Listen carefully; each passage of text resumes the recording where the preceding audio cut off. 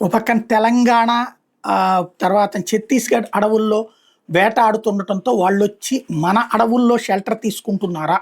ఇది తాజాగా వినబడుతున్నటువంటిది. కేకేటీ-4, ఎంఎంసీ-5 పేర్లతో కొత్త గెరిల్లా జోన్‌లు ఏర్పాటు చేసుకున్నారు. అక్కడ ఆశించిన విజయాలు దక్కకున్న పునాదులైతే పడడంతో కర్రిగొట్టల నుంచి ముఖ్య నేతలు ఇప్పుడు తరలి వెళ్లారన్నటువంటి అనుమానాలున్నాయి. బస్తర్ ఆవల విస్తరణకు 2011లో వేసినటువంటి మావోయిస్టుల ప్రణాళికలే ఇక్కడ కీలకమైనటువంటిది.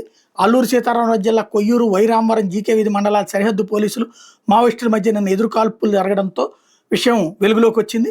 అటవీ ప్రాంతంలో పోలీసులు మావోయిస్టుల మధ్యన ఎదురు కాల్పులు జరిగినాయి. 15 మంది మావోయిస్టులు త్రుట్లో తప్పించుకున్నారు. దీంతో అదనపు పోలీసు బలగాలు రంగంలోకి దిగి అటవీ ప్రాంతాన్ని జల్లెడ పడుతున్నాయి. మావోయిస్టుల సంచారం మీద సమాచారం అందుకున్నటువంటి పోలీసు యంత్రాంగం ఎస్పీ అమిత్ బర్ధన్ ఆదేశాలతో కొద్ది రోజుల నుంచి విస్తృతంగా కూంబింగ్ చేపట్టింది. నిన్న 2 ఎదురు కాల్పుల సందర్భంగా మావోయిస్టులకి చెందిన 8 రకాల సామగ్రిని స్వాధీనం చేసుకున్నట్టు ఎస్పీ ప్రకటించారు. ఎస్ఎల్ఆర్ మ్యాగజైను, అమ్యునిషను, ఆధునిక కమ్యూనికేషన్ పరికరాలు, కిండల్ ట్యాబ్, మావోయిస్ట్ సాహిత్యం, దుస్తులు, ఔషధాలు, సిరంజీలు, కిట్ బ్యాగులు, టార్పాలిన్, వండిన భోజనం, ఇతర లాజిస్టిక్స్ మావోయిస్టులు వదిలిపెట్టి పారిపోవడంతో వాటిని స్వాధీనం చేసుకున్నట్టు చెప్పారు. మావోయిస్టుల జాడ మీద సమాచారం ఉంటే ప్రజలు తమకు తెలియజేయాలని కోరారు.